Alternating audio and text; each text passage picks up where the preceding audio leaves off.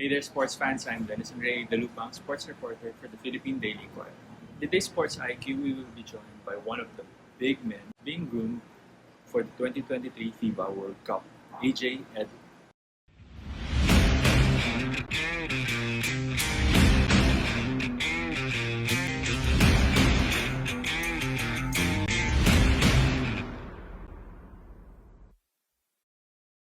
My name is AJ Edu. I'm a Filipino Nigerian playing college basketball at Division One at the University of Toledo. I'm a former player of Gilas. Played at the FIBA Asia Under-18 and also the FIBA Under-19 World Cup. Okay, with that taken care of, AJ, can you walk us through, I guess, that moment? I believe that very moment with Batang Gilas and your debut with the under-18, if I'm not mistaken, 3XT team. Yeah. That was your first foray representing the flag, right? So, can you walk me through, I guess, your favorite moments or the lead up towards that moment when you finally became one of Gilas players? Yeah, it was a surreal experience actually. I mean, it was something that I wanted to do for such a long time. When I was younger, I was always a big fan of the junior level international tournaments. And at the time, I wasn't really sure who I was going to be representing when I was around 16, 17. But in my heart, I knew I wanted to represent the Philippines just because of, I mean, I'm half Filipino. My mom's from there. I have built up with a huge knowledge of the tradition and culture and stuff like that.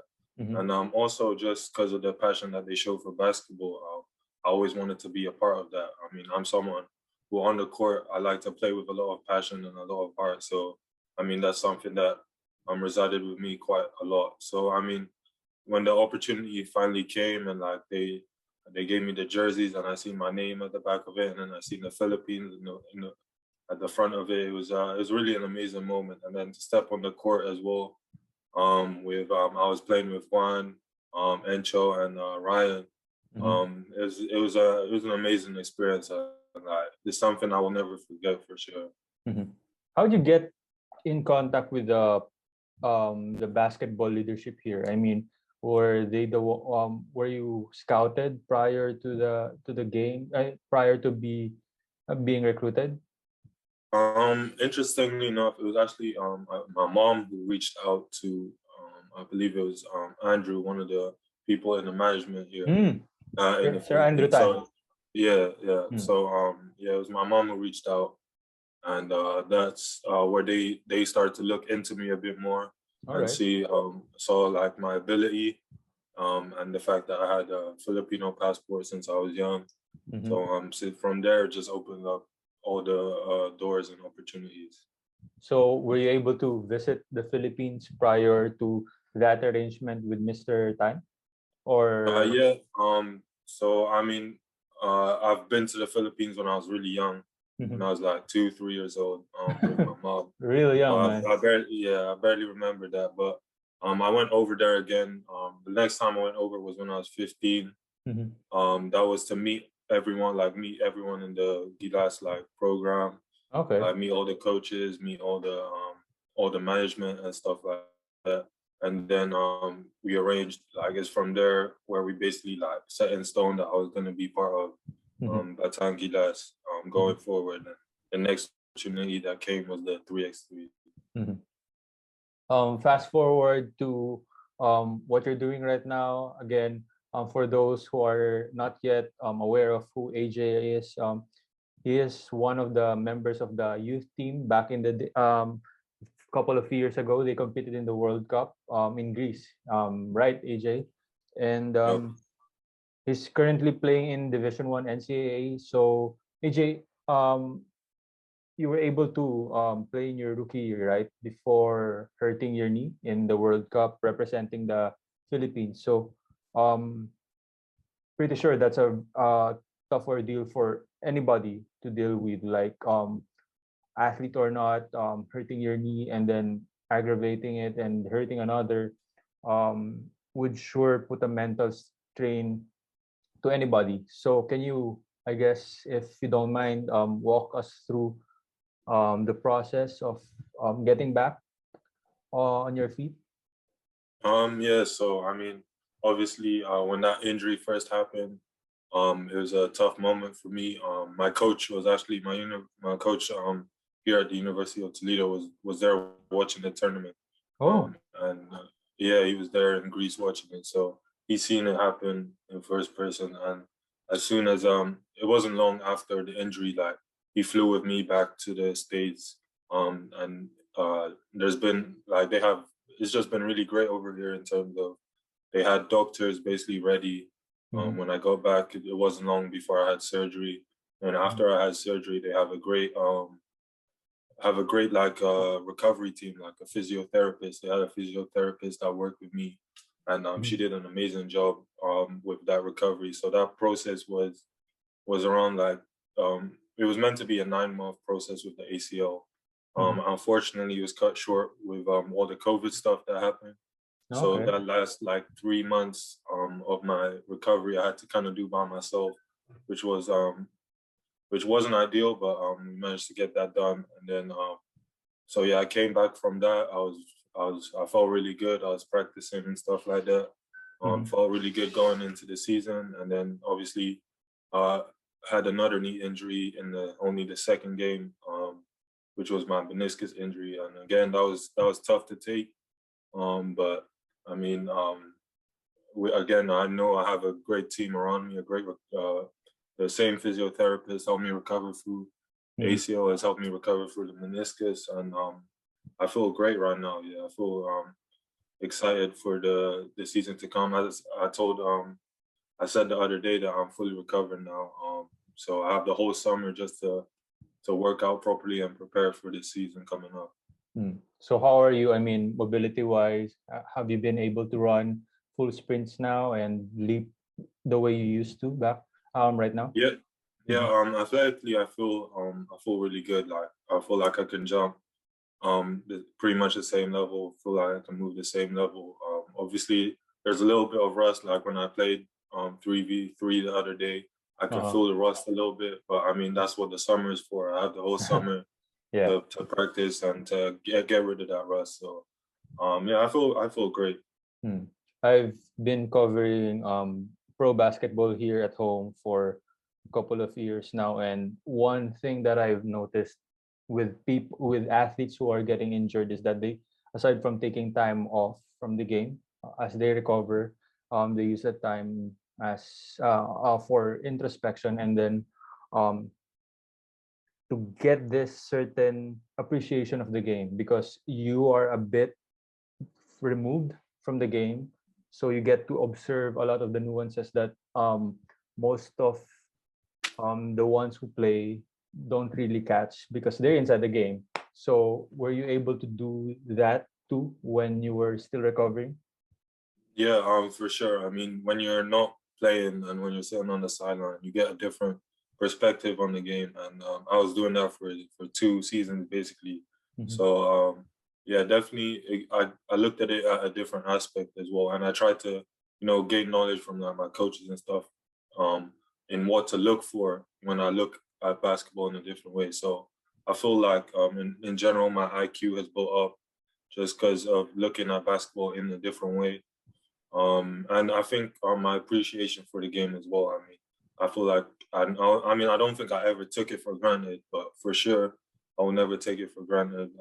Just simple stuff like practice or just going back to the court to shoot around, like stuff like that. I don't take it for granted just because I know how it feels when I'm not able to do that stuff. So AJ, how many more years do you have left in Toledo? So yeah, I have 2 more years that I'll be playing in Toledo. So I guess you've kind of noticed now that the waves of requests to interview you is because of something that is developing here at home. So recently, as you would already know, there had been many developments over the national team with the program tapping cadets, so non-pros, really young ones. Some of them you've played against, some of them you're really familiar with, even trained with. What can you say with that movement of the young players finally getting their time under the sun and representing the men's team? No, I think it's a really great plan that they have going on. I feel like it's important to build that foundation and build that foundation early, going into thinking of ahead to a big tournament like the World Cup in 2023. And as you said, like I know a lot of those players, or like I know of or know them personally, a lot of those players, and I feel like the decisions that are being made are definitely the right decisions. Coach Tab and the management are doing an amazing job. And I feel like the core of players that are being built it's exciting, and hopefully these tournaments coming up just build that experience, just build that closeness with the team as well, and just continues to develop that process. And it's a process that I definitely want to be a part of. In that regard, AJ, for our Inquirer Sports fans information, AJ is also part of that young pool that is being groomed to compete for the World Cup. He's one of the towering individuals who are expected to suit up for the World Cup if the program flows without hitches. AJ, can you talk about the SBP keeping contact, if they are, as you recover and as we continue on the build up towards the World Cup? Have they been contacting you religiously? Oh yeah, for sure. They've been in contact. I mean, ever since with both my injuries, they've been just checking in on me, making sure I'm doing okay and stuff like that. And yeah, just keeping me in the loop of kind of what's going on over there. And so yeah, I mean, they've definitely been in contact. So you know about the Kouame naturalization process, right? So I learned from an interview that you've done earlier that you're also familiar with Ange, although you haven't met him personally, but you do watch some of the Ateneo games, right? So can you talk about how were you keeping tabs of all these other players here at home while you're away there in the US doing your own thing? Yeah, I mean, obviously it's been a while since I feel like there hasn't been a lot of basketball going on in the Philippines, obviously because of COVID and stuff. But yeah, I mean, when I was definitely aware of Ange before, like a year ago, I'd say, when Ateneo and stuff were playing, and like I try on I can't really watch the games over here, but I try and watch like highlights and stuff like that sometimes, just to have a bit of an understanding of like the youth basketball going on, and look at the sort of players. Like I know a lot of players that are playing in the colleges over there, so try and show my support for them. So I mean, yeah, I was aware of him through that process, and like I'm just I'm excited. Like I'm excited that I love to see him play in person and stuff like that, and meet him in person. But yeah, I'm excited for the process going forward. And after Ange, of course, there's Kai, who you played alongside with in the World Cup. Can you talk about? I guess you're also in tabs with the development on his side. So him being a part now of the NBL, him nearly making a crack at the NBA G League. So can you talk about someone who you grew up with even for a short while, and keeping tabs of his developments as you work on yourself as well? Yeah, I mean, I feel like it's not hard to keep tabs of Kai's development. I mean, every single thing is reported out there. But I've definitely been keeping tabs. I've definitely been keeping in touch as well. Like me and him try and stay in contact frequently. And yeah, I mean, me and Kai are close. We've been through two tournaments, two Bataan Gilas tournaments together, and two pretty well, definitely the FIBA Asia was a really successful tournament where we built that chemistry as well. So I mean, I've always been a huge supporter of him and his development, and I'm glad that it might have taken a little hitch with the G League, but I'm glad that is back on track and is back in the right direction. And I just look forward to seeing him see what he has to offer in the NBL, and I'm sure he's working hard, and I'm sure we're all gonna see the fruition of all that hard work. Going back to that lead up to the World Cup and the Gilas program, AJ, the Inquirer interviewed an assortment of previous national coaches from Norman Black to Yengio to Chot Reyes and Jomo Wichiko. They were all excited having this pool of frontline players like you, Ange, and Kai, and having been able to represent Gilas in the past, and of course, not to take a slight against my fellow Filipinos, us not really having that height, seeing those players compete in a world stage back in Greece, and then now all of you improving towards the goal that is the 2023 World Cup. What can you say about all these national coaches getting excited about the potential of this kind of combination of a front line for Gilas?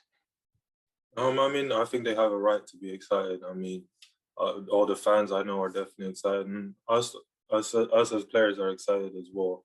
To see what the future holds. I mean, it's nice. The height, obviously, basketball height makes a huge difference, and I mean, it's been a kind of an issue with previous teams, and it's not going to be an issue going forward in this team, and that's, I feel like, what excites people the most. But it's not just height. Like Ange and Kai, and myself, I like to believe, are not just tall players. Like, we have skill along with that, and I think that's what really excites the coaches the most, is just that skillful and tall players going into the tournament, like the World Cup, is essential, really. So I mean, I can understand their excitement. I can understand the fans' excitement. I mean, trust me, we feel the same way as well. Now that you mentioned about you having this skill, you players having this distinct skill sets, was there anything that you were trying to specifically improve as you worked on your recovery? I mean, the recovery gave me a chance to really break down my foundations again and work on stuff, really work on really basic stuff like my ball handling, working on my shot again, just making sure my form is smooth and stuff like that. So I mean, it gave me an opportunity to really break down the foundations and just build up again from there. So I feel like in terms of my skills, I've built the right foundations going forward, and I'm just trying to continue to improve my skills overall this summer. Going into this season. This is a bit theoretical, if you may. If the injury didn't happen, AJ, and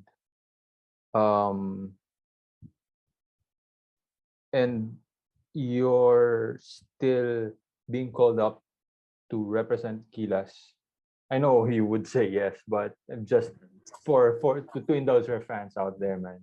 I mean, you'd take the call, right? I mean, fly in and represent the Philippines, even if it's just the Asia Cup qualifiers, right? I feel like for sure, if I was free in the summer, I'd definitely be available. I mean, I was doing that anyway every summer. Over here in the University of Toledo, I was basically going over. So, I mean, I would have definitely been down theoretically if I didn't get injured, for sure. This is a bit of a touchy topic. Was there a much more guarded, I guess, approach from your coaches end, especially after you hurt your knee, after getting injured, that they were wary of sending you into another Gilas stint, or they don't mind at all? I mean, I feel like I really wouldn't have any idea, because the focus after my injuries was just trying to get me back fully recovered. So it's difficult to say, really. Like the coaching staff, I can just say the coaching staff have been great with my recovery process, and they've been there every step of the way. And the reason I chose to come here is that there are coaching staff that believe in me and like want the best for me. So, I mean, in whatever decision I make, like they would have been, I feel like they would have understood it. As we said, theoretically, if I didn't get injured, I would have been over here, over there, in the summer and stuff like that. So, I mean, it's really difficult to say. But yeah, all I'm gonna say is that they definitely believed in like my process and my recovery, and they were just there every step of the way. As of this very moment, AJ, of course, there's a lot of like idle time for you and for us here at home, considering the virus situation. Have you been in touch with a lot of their former teammates now that you're on a break and they're basically just trying to make ends meet, trying to put in that basketball work here? Have you been talking to people like Juan? Yeah, I definitely try to. I haven't talked to Juan in a while. I definitely need to reach out to him. But yeah, I definitely try to. Kai is probably the one that I've been talking to the most. I also talked to Delph Pinocchio, who I played in Batangi last. He's here in America as well, so we keep in contact sometimes. But yeah, I definitely try to keep in contact, especially like say someone's birthday or whatever. I try and reach out. So yeah, I'll definitely try to keep in contact. I'd try to lower my gear in this part of the interview, AJ, if you don't mind. Of course, you've mentioned earlier that you tried to check up on the Ateneo team whenever you had the time. How about the pros here? I mean, the PBA. Of course, you've heard of some teams and players during your time here. So was there anybody among the pros that you look up to or you try to or have met in the past? Actually, Gabe Norwood does actually has kept in contact with me occasionally. He's also like been keeping in contact with me, seeing how I'm doing and stuff like that. So, I mean, I say he's definitely someone I look up to in the PBA. And like in terms of his leadership ability, and also the way he plays. So I'd say someone like Gabe Norwood for sure. Kuya Gabe is one of my favorite Gilas players, and I've been friends with him for quite some time now. How about in the younger batch? Like, I think have you met Mark Pingris? I mean, he recently retired. No, I haven't. I mean, I heard about the retirement, and obviously, I seen how much of an impact that made. Yeah, man. Yeah. It was great to see. And it seems like I haven't really followed his career that much, but seeing the reaction, it seems like his career was really amazing. So, yeah, that was great to see. I'm just curious, AJ, how do you try to navigate this future with the virus situation in hand, with your college situation, the lead up to the World Cup, with all of this happening all at once? I guess what keeps you on a steady track? I mean, number one is my faith. Like I believe, like God has a plan for me, and no matter what difficulties come my way, like I trust in that plan and I put in the work. I feel like all things come together for good. But I mean, secondly, I focus on myself. Like there's a lot of outside stuff happening. There's a lot of plans here and there, but I mean, if I just focus on myself, focus on improving my craft, working on my abilities, and just making myself a better person and player, that all those things will just they will work out like they will work out fine. Like I'm not worried about that. At the end of the day, like in this game of basketball, if you're good, like stuff will open up for you. It's worked. It's been working for my whole career so far. So I mean, I'm just focused on myself. I want to pick your brains with this question, AJ. What can you say about the young players? I guess the rough word for us here at home is calling it an exodus, but I think for me personally, I think it's just the younger players trying to make the most out of the opportunities that are given and being given to them, especially with the game getting all global. So can you talk about, I know you know Jack, good friend of Yeah. mine, Kobe, going back to the States, 30 Ravenna, making waves in Japan. Can you talk about these players trying to assert themselves outside home? No, I think it's good. Like me personally, it's been great for me. I'm from the UK, so it's been great for me going outside the UK, and just like you learn a lot. There's a lot of different styles out there. There's a lot of For sure. different just abilities and stuff like that. So I mean, I feel like it's great. It's a great experience, and it's a great learning curve that you experience in terms of developing your game. Like in an example of Jack at 30, like going to different countries in Asia will be a great experience for them, not only on the court, but also for them personally, just experiencing a whole different culture. And I mean, everyone has their own journey and their own path. And I feel like it's, they're just doing what's best for them at the moment. And I feel like I'm someone who just supports that, whatever path anyone wants to take, I'll just support them. And as long as they're working hard, I feel like the path will lead to the success that they want. Jack and Ange, when I talked to them, they gave me this trivia that basketball wasn't the first sport they picked up. So was that the same case for you, especially you coming from the UK? Yeah, it definitely was the case for me. I wanted to play soccer first or football before I wanted to play basketball. And I mean, I was growing a little bit tall. I don't think you've heard of 6'10" football players. So I was growing. I was taller compared to people my age. So, but I still love football. I like to watch the games.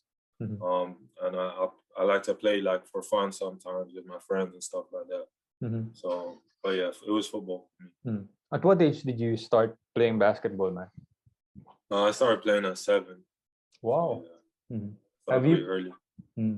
Were you able to play against Filipinos based in the UK as well when you were growing up? Yeah. I went to a couple there's always Filipino only like tournaments that go on. So I went to a couple back in the day for sure. And I mean, this was even before like I was getting known for playing in Gilas. So like when that started to happen, like it was just like this is when I started to experience like people actually recognizing who I am. And that was a really like cool experience for me when I went to those tournaments and stuff, and people would actually know who I am. But yeah, I definitely went over there. It was really a great experience, and like helped me get a better understanding of the culture. Obviously, I didn't grow up in the Philippines, so it helped me get a better understanding of the culture just being around people. Let me swing back to that bit where you said it's always healthy in a way, going out of your comfort zone, going to other places, and soaking up all these other cultures and just opening up your horizon. As someone who grew up in the province, going to the city, and as someone who's very, very close to his mother, so I'm a mama's boy. So I bet you are too, considering Sure. you're also Filipino. What was it like making that decision of uprooting yourself from the UK and then just going to the States? I mean, obviously, it can be a little bit difficult sometimes, like being away from family and stuff. But I mean, I felt like it's what I needed to do. My dream was always to play college basketball in the States. So when that opportunity came, like there was no hesitation or anything like that. And I mean, my family has always been like my backbone. Like they've always supported me through every decision that I make, and they knew this was the best decision for me. So like, yeah, they supported it. They didn't make it difficult for me or anything like that. They didn't try and hold me in the UK or anything. So and they've been supporting me ever since. So, I mean, it's obviously like when I first came to the States, there was a bit of a culture shock. It was a bit of missing my family and stuff like that. But I mean, I feel like as time goes on, you just get used to it. And I still keep in contact with my family like almost every day and stuff like that. So, yeah, I mean, yeah, that's it really. So how many siblings do you have, AJ? Don't mind me asking. I have 4 siblings, so 3 brothers and 1 sister. I see. So that's a pretty big family. Yeah, Um, it's mm. So right now, what keeps you busy aside from I guess making sure that you're on track to your recovery? I heard. Yeah. So go ahead. Sorry. okay. I mean, when I first got injured, I couldn't really do anything, so I started watching like a lot of TV shows and stuff like that. Um, and so that kept me going for a little bit. I mean, I've tried to start reading now, like that's a little bit different, but yeah, I've tried to start reading. I'm actually reading like this Kobe autobiography right now. I'm really enjoying it. And I mean, also like I love sports in general. Like I don't only watch the NBA. I try to watch I started watching American football like the NFL. Started watching like just a whole bunch of different sports. So yeah, there's been quite a lot of stuff just keeping me entertained. Interesting bit that you mentioned you're into Kobe recently. Was that because of his passing, or were you a Kobe fan all your life? No, I've always been a Kobe fan and a Lakers fan. Like I feel Mm. like it's because that was the first team I really heard of when I first started watching the NBA. Was the Lakers and Kobe Bryant. And I think that was the first NBA jersey I ever had was number 8 Kobe Bryant jersey. So I mean I've always been a big fan of Kobe. And like obviously his passing was difficult. Like I still remember like hearing about that and I couldn't believe it. So I mean, maybe it helped me, like maybe it pushed me to, I just look into his life a little bit more and just reading through that book, like he was really like an incredible person and and obviously incredible basketball player. I'm not. I haven't been able to check out his biography, but was there a part of it where he detailed his Achilles tear? Sorry, Nah, not. I don't think I've got to. So the part, that part. Yeah, what year did he tear his Achilles? I'm I'm right now. not sure. Not really familiar with the dates, but I think I it think it was was late. towards Yeah, later in yeah, the latter part of his yeah. career. Hmm. Yeah, so I mean, the part that I'm at right now is just after the 2004 championship with him, Mm. Shaq, Karl Malone, and Gary Payton, Yeah. and how that team didn't manage to was expected to win the championship, but didn't Yeah. manage to win the championship. So yeah, that's where I'm at right now. So I guess as we ease towards this interview, AJ, can you talk about your expectations of yourself, I guess, as you still have a couple of years left in your college career? Have you really plotted what you're gonna do after all those 2 years? I mean, the objective for me hasn't changed since I was 7 years old, and that's my dream to play in the NBA one day. And I feel like I'm heading in the right I'm in the right place to do that. It's just I feel like it's just up to me now to perform and to put in that work needed to make it over there. And it won't be easy for sure, but I mean, I like to keep these expectations on myself, and I believe like I put in the work to meet those expectations. And yeah, over the next couple of years, as a team, we haven't made the NCAA tournament. That's probably the biggest college tournament in the world. So I'd love to be there, and that's a dream for not only me but for our whole team. So yeah, we definitely like to. That's probably one of our biggest goals. Does it give you chills and I guess extra motivation that I mean Jordan Clarkson making that 6 man? I mean, if you have you tried having yourself connected to him? You know, I mean it's a long shot. No, I've not been able to connect to him, unfortunately, but I definitely like to one day. I know. Hopefully, if he's part of Gilas in the future, I know everyone's hoping that Yeah, I'll be man. able to connect to him. So For sure. yeah, we'll see. That would be pretty neat, man. I mean, you could always ask Gabe. They're close. I think they're close, so you can Yeah. tap into that connection. So, Right. how have you been? I guess you mentioned earlier that there was a time in your recovery that you were left all by yourself because of the COVID situation. I guess my question is what was the biggest realization, or I guess discovery, inwards discovery? What was the biggest thing that you discovered about yourself, being left to your own devices as you work on your recovery? I guess I guess it was just realizing that I can be comfortable by myself. Like I see a lot of people were struggling with the isolation and stuff like that.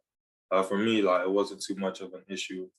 And I mean, it also gave me, as I said, I'm a man of faith. It gave me a chance to grow my relationship with God and with Christ as well. So I mean, yeah, I mean, it gave me an opportunity to really like revisit my mindset and my approach to how I take things, not only basketball but also in life. And I mean, it just gave me a lot of time to think, as I'm sure it did to everyone else in the world. And yeah, just it also made me realize, like again, not to take anything for granted, not to take time with your family for granted, not to take time on the basketball or time with your friends for granted. So yeah. Anyway, AJ, any message for your fans, and especially those basketball geeks who have been following you since you were playing here as a youngster? Yeah, all I'll say is really is I appreciate all the support. You guys, I mean, even through these last 2 years, which has been very limited court time, I still have the same support as if when I was playing and performing. So I appreciate that, and I look forward to representing Gilas at some point very soon. So yeah, Thank you, AJ. Ladies and gentlemen, no that's problem. AJ Edu. We hope to see him in the Gilas uniform sooner than later. So we hope that to happen before the World Cup, so that we could enjoy him pressure free, I guess. Thank you, AJ, and we hope that you get to the 100% that you're aiming for towards your recovery. Thank you. And rooting for you as always. As many of us here at home, we're all rooting for you. Send my regards to your mom. I'll message her I will for later sure. tonight. Thank you, and God bless you, man.